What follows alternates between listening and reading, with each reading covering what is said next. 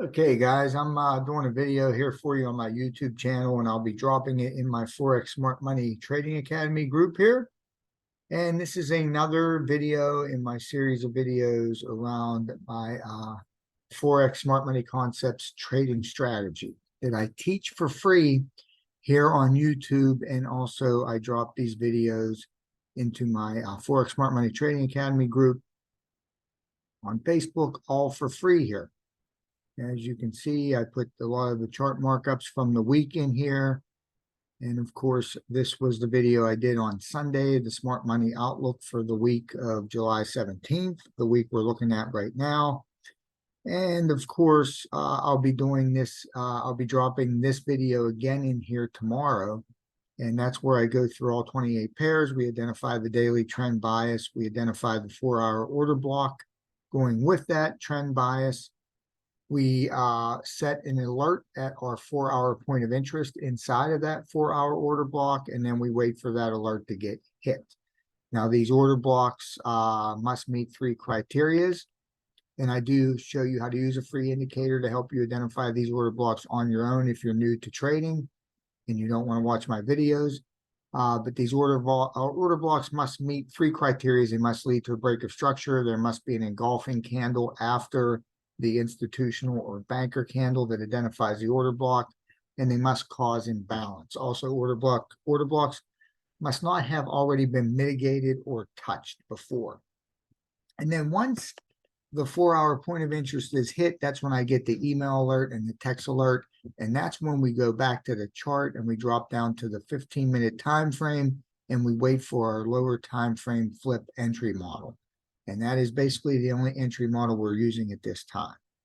So that's how we've identified these alerts here. So you can see by my email here, I didn't get very many alerts this week. There weren't a whole lot. But let me show you the ones that did go off here. I have them marked here with a flag here in my trading view here. So the first one's AUDNZD.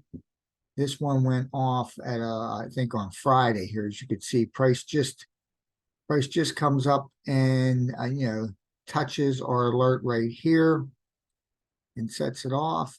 And then of course at this point we don't trade off of price hitting these alerts, right? We drop down to, we set these alerts on the 4-hour time frame, which you could see them right here, right? And so once they're hit, we drop down to the 15-minute. And we wait for our lower time frame flip entry model. So we wait for a break of structure going the direction we want to go, causing a change of character or a choke. And then that enables us to identify our 15-minute zone, our lower time frame flip zone, or our 15-minute order block where we want to set our limit order to get into that trade. So once we get our choke, we're able to set our limit order and we can walk away from the charts at that point. So when price comes up and it hits right here, say, our choke would be basically right here. So that's going to be this red line. The blue, this teal area is our order block. That's our 4-hour order block, but we're now on the 15-minute time frame. The blue area is where the point of interest actually was in the order block. We were waiting for that to get hit. And then this red line now is where we're looking for a break of structure going in the direction we want to take this trade. We want to see a change of character. That break of structure will cause a change of character or a choke, right? Because essentially what you have is, let me show you here. You have this move up here like this, right? And what that move does is that move breaks this structure right here, right? And so now what we need is we need a move down below here to go ahead and break this structure to the downside, right? Grab the wrong tool there. And that gives us our choke or a change of character, right? And then we can identify an order block, okay? But what happened is, of course, price just decided to go higher. And, that's why we don't like to use these simple one candle entry models like shift candles or indicator candles, because they're just not, they're not as valid as the lower time frame flip, which takes more time to develop, right? So once price moves higher, we can now move our choke up to right here. So this is where we would have to wait next week to see if price, respects this zone here. And then we'll wait to see if we can get a move down, which would give us our choke here. And then we can wait to get a move back up to our order block. Right? And then once that's where we would set our limit order, and then we would look for price to then move down.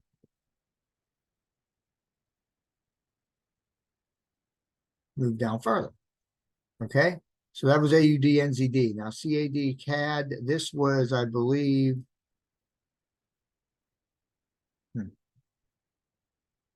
this was our, I think we only had one winning trade this week actually, and this was the one right here. Okay, so what happened was, when we see this here, price is coming down into our order block here. It touches our point of interest, right? And then we get our choke right here. So we're looking for that change of character. So we get that choke as this candle here moves up and breaks this structure right here. Okay. And so then when that happens, we can identify our order block, which we picked this candle right here to identify that order block. And as you could see, it went lower all the way down to the bottom one.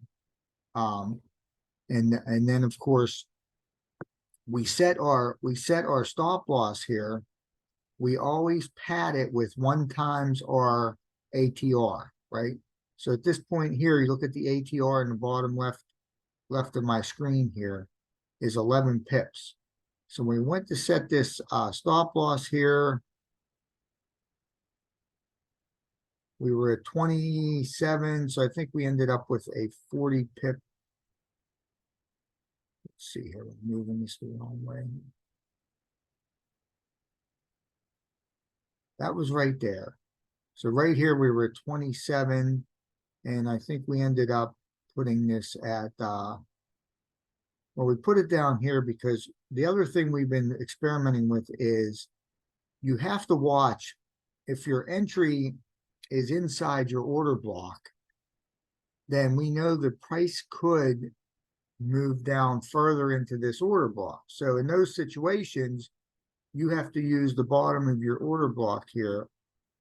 And then we added more onto that. And this was actually a 50 pip stop loss. Okay, but you can see with a 50 pip stop loss, we were targeting a 1 to 2, right? Or 100 pip gain. And we got that right here. See? So price moved right up. We got the 100 pips. And then this was one that actually would have went to a 3R if we were holding for 3R. Okay. But our strategy is actually just to hold, just to get out of the entire position once we're up 2 times our risk, right? So if our risk is 20 pips, then we're targeting 40 pips for our take profit, right? It's a 1 to 2 risk to reward ratio trade. It's simple math. You're able to lose 2 trades out of 3 and still break even. Okay. Now you're going to see that we're winning a lot more than that. I'm going to show you our spreadsheet here. Let's see where I put it. I thought I had it up here, but maybe not. So this is our July test spreadsheet. And so I'm going to make one of these every month. And then at the end of the month, I'm going to post it in the group. Now for this month, I was testing out a couple other variables. I wanted to see if we can get to a 3, 4, or 5R. And there were a couple of these pairs where we would have been able to get to a 3R or a 4R or a 5R return, right? But if we would have tried to do that on all these other pairs here, we would have ended up losing. So we're just going for that 1 to 2. And what I'm doing is I'm trying to post a image after the trade here so that you can see it. I didn't do that earlier in the month, but I started doing it here later in the month. And then right here, you can see we have 17 wins, 9 losses. We've taken 26 trades. So that's a winning percentage of 65%. And assuming that we're going for a 1-to-2 risk to reward ratio on each trade, that would have been a 25% gain on our account because we win 2% on the winning trades. So 17 times 2 is 34%. We lose 1% on our losing trades, which would be 9%. And so we would have ended up gaining 25% this month here in the month of July. So once the month is over, I'm going to clean this up and we're going to post this in the group, and we'll post one of these in the group every month. Okay. And you're going to see it's just how it goes. You see here, you can see we had a lot of wins in a row. We had 3 losses in a row here. Now, can you imagine if those 3 losses in a row would have come on the first 3 trades? Everyone would have been like, oh, this strategy doesn't work, right? You have to stay with your strategy and you have to do it over time. What it is you're giving yourself an edge. You're applying your edge over time. You can't just take 3 or 4 trades and determine that something doesn't work. Okay, so this is where we're at right now. We're at 17 wins, 9 losses, 26 total trades, a 65% winning percentage, 25% gain on our account if we were going for 1-to-2 risk to reward ratios on all trades, which is what we're doing. And again, with this 1-to-2 risk to reward on each trade, you're able to lose 2 out of 3 trades. So if your winning percentage was only 33% with this strategy, you would break even. And you can see we have almost twice that for our winning percentage. Okay. And you don't need to win 65% of your trades here to make money. Okay. You could win actually less than 40% of your trades. And I'll show you that in another video. But let's get back to the charts here. So that was our winning trade. And I think the other trades that we took this week actually lost. I really think there was only, here's the win here. I think there was actually this week, I think we had 3 losses and 1 win. So this wasn't a good week, but overall for the month, we're at 17 wins and 9 losses. And that's what you have to look at. So another pair here was GBP AUD. Okay.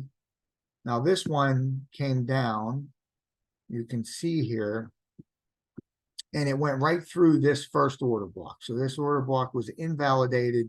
If you go to the 4-hour chart, you'll see that this candle just goes right down and completely invalidates that. So that's what we look for. We look on the 4-hour to see if there's an invalidation, right? If we get a close down below this area on the 4-hour chart, then this area is invalid. Now we can get a close down below on the 15-minute and we're still valid, but not on the 4-hour. So this area is invalid. So we marked up another area down below. First, we went to the daily. We made sure there wasn't no change in the trend bias, right? And there wasn't. So then we identified another 4-hour order block lower down here. Price came down and hit it. And then we get our break of structure up here or change of character. Now, again, reading the 15-minute price action, you have to determine where is that actual choke? Where does that actual break of structure occur to give you that choke? And a lot of people would say that you would have to come all the way back up and break structure up here. Okay. I had this marked up a little bit lower down here because I figured, this pullback down here was sufficient. But with GBP AUD, we marked up our order block or our buy limit all the way down here, and price just never came back. So it just took off. And that happens to you sometimes. That will happen sometimes, and that's okay. So there was no trading opportunity in this one. GBP USD, this was one that came down. I think this was Friday morning. It came down. It hit our point of interest. And so now we would need, next week here, we would need to get our break of structure to the upside, which would give us our change of character. So looking at this price action on a 15-minute, I'm going to say that price will have to break structure up through here, right? So we would need to get a break of structure, and then we could maybe identify a candle here, or we might have to go lower down to identify where to set our limit order, okay? Sometimes you can use these yellow shift candles, right? But as you can see, these are down candles, not up candles. So we would need them to be up candles like this one down here. So you could see here, sometimes you can identify this imbalance down here, which will give you a little bit closer entry to where price actually is, right? And you can use that area to go ahead and get in the trade. So that's what we'll be waiting for next week on that. NZD USD, this was one of our losing trades for the week here. As you can see, price came down. It hit our point of interest. We did get a move up right here, which we identified as a change of character. Now, again, some people would have looked at the chart and they would have said, well, Bill, really price should have moved up above here before you get a change of character or a break of structure. I used this wick right here on this pullback, and in doing that, we got entered into the trade right here, and then price did make a small move up before moving down and stopping us out. So this could be, you know, as simple as I identified the wrong area for the break of structure or the choke on the 15-minute time frame. But you know, that's going to be where most of your learning curve is with this strategy. Identifying the choke or the change of character on the 15-minute time frame after your 4-hour point of interest is hit, because that's going to be the hardest part of this strategy. And that's why I come on here and I show you maybe mistakes that I made as well. I don't think that was a mistake. I just think it's a losing trade. Again, you're going to lose trades. We've lost 9 of them this month, but we've won 17 of them. Okay. And again, keep in mind, guys, full disclosure here, I'm not taking all these trades. As many of you know, I own a restaurant, so I'm only able to trade. I'm only able to set my limit orders during the Asian session when I'm on the charts. Okay. So restaurants open Monday through Friday for breakfast and lunch. So I'm sleeping during the UK session or the London session, and then I'm at work during the New York session. So I can't take all these trades. I can't set limit orders on all these trades, but we follow them for the strategy, right? So I follow all of them for you, and I post them in the group. And if I'm able to set a limit order during the Asian session, I do get in some trades. Now, what I've noticed is that those 9 losing trades, most of them are trades that I actually took. And so I set them up during the Asian session. Now, a lot of people, a lot of good, very good traders, profitable traders, don't trade during the Asian session, right? They wait for the New York Open to take their trades and to look at their setups. So a lot of times during the Asian session, the banks and institutions will kind of play around with price to kind of trick traders, retail traders, into getting in a certain direction. And that could be why many of the trades that I actually do take end up being losing trades. But overall, with this strategy, we have 17 wins and 9 losses. So let's see, USD CAD, I think this was the last pair here. And as you can see on Friday, price does come up here Friday, 8:45 a.m. It hits our point of interest, right? At that point, we would have to put a choke probably all the way down here, or change of character for break of structure that leads to our change of character. We're just going to call it a choke, right? And then as price moves higher, now you're able to move that choke up to here, right? And then right here, you don't actually get another break of structure, because for the break of structure, I look for the body of the candle to close above or below the wick. So I use the wick to identify the area for the break of structure or change of character, but the body has to close above or below that. So I do that a little differently. Some people use wick. Some people just use body. So if you were just using the bodies, then this would be a break of structure here. And then you would move your choke maybe up to here at the bottom of this body, right? And then, of course, you would actually have gotten your change of character here. I don't see it that way, because these wicks are actually bodies on a lower time frame, maybe the 5 minute, maybe the 1 minute, but they're actual bodies on a lower time frame. So we're not going to just disregard them. Okay, so right now we need, let's see, we need price to break this area down here before we would look to trade this pair. Because what could obviously happen is price could just pull back a little bit down and then just continue higher. And then at this point, this order block would become invalid. We would have to go back, check our daily trend bias to make sure it hasn't changed, and then identify a new 4-hour area to trade from and put an alert on that 4-hour point of interest there. So this is kind of what happened last week, guys.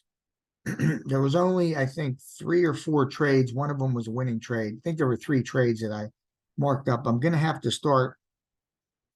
What I'm going to do here with my spreadsheet here for each month is I'm going to put a space in between each week. So that way I can remember, you know, how many trades we had in a given week. But like I said, I'll be doing this spreadsheet every month, putting in the group at the end of the month. And we're going to clean this up a little bit because there were a couple other options that we were testing to see this month, but they really haven't panned out for us. And so we'll clean this up a little bit, and we'll try to put, maybe we'll put a before and an after screenshot in here, okay? And then, of course, it'll show wins, losses, total trades, winning percentage, and percentage gain, right? Assuming that we do that 1 to 2 risk to reward ratio, which we're doing. That's what we're doing. We're doing that moving forward, okay? I was testing out trying to exit half the position once I was up by 2 times my risk, and then moving the stop loss to break even. But too many times, price just comes back down to the order block before making its move back up.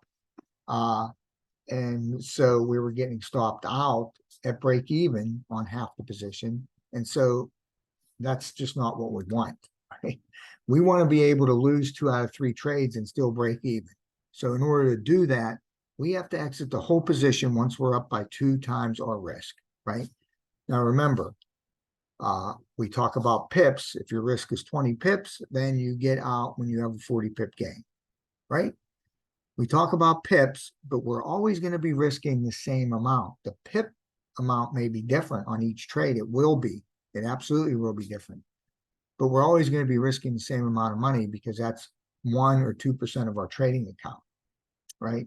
And so we just adjust our position size for the number of pips that we're risking.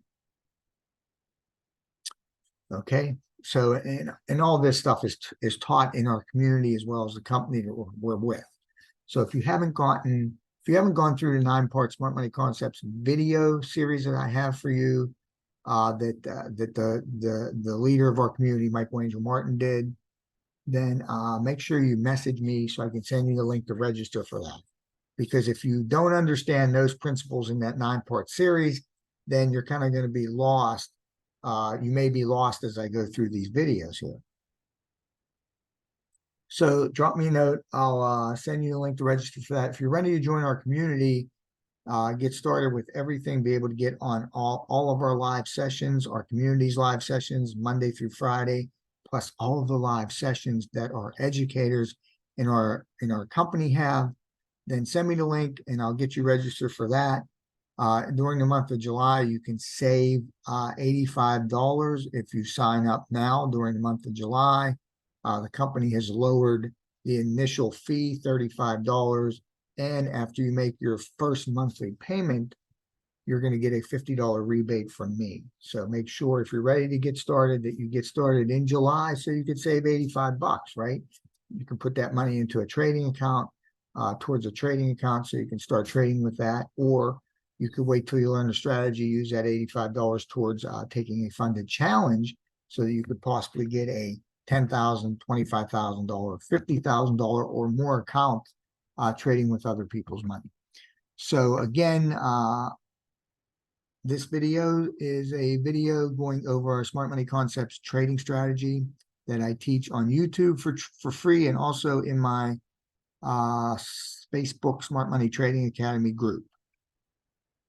So until tomorrow, I'll be back on here tomorrow. I'll do another YouTube video tomorrow for my channel, and I'll also put it here in the group.